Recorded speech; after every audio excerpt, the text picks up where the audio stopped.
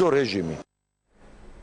ინფრასტრუქტურისა და კულტურის მინისტრები პარლამენტარ ზვია ძიზიგურთან ერთად დღეს რუსთავში იმყოფებოდნენ. ისინი ქალაქის ახლად დანიშნულ მერს დავით ჯიქიას შეხვდნენ. შეხვედრაზე საუბარი რუსთავში მიმდინარე და განსახორციელებელ ინფრასტრუქტურულ პროექტებს შეეხო. წელს რუსთავისთვის ინფრასტრუქტურის სამინისტრომ დამატებით 2 მილიონი ლარი გამოყო. მთლიანობაში კი ქალაქში ინფრასტრუქტურულ პროექტებზე 13 მილიონი ლარი დაიხარჯება.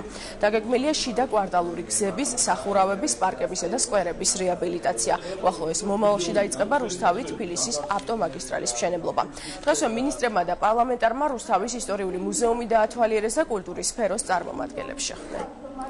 მუზეუმში ვიმყოფებით, ეს არის შესანიშნავი მუზეუმი, თუმცა მასაც უნდა აუცილებლად დახმარება გაუწიოთ სამომავლოდ და ახლა გვექნება ჩვენ ზაქარია ფალიაშვილის სახელობის სახელოვნებო სკოლაში შეხვედრა კულტურისა და ხელოვნების წარმომადგენლებთან და ის პრობლემები რომელსაც ისინი ჩვენ გვეტყვიან და გვამცნობენ ჩვენთვის ესე იგი სამუშაო პროგრამასავით არის და დღეს მოვილაპარაკებთ თუ რა შეგვიძლია ჩვენ წლის ბოლომდე ხელი შევაშველოთ და რა გავითვალისწინოთ მომავალი წლისთვის. რუსთავისთვის დამატებით 2 მილიონიანი პროექტი გამოყო ინფრასტრუქტურის სამინისტრომ.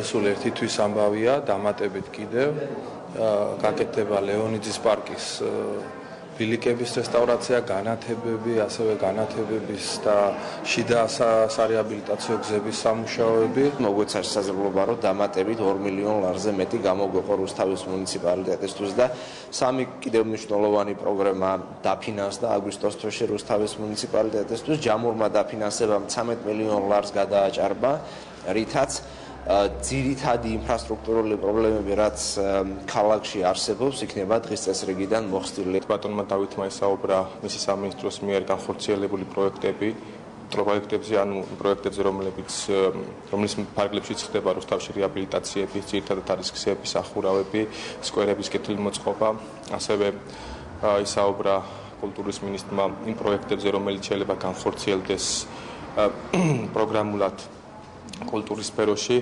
აუცილებლად ჩვენ ალბათ დავждებით უახლოეს პერიოდში ჩამოვყალიბდებით რა შეიძლება დაგვეხმაროს კულტურის სამინისტრო.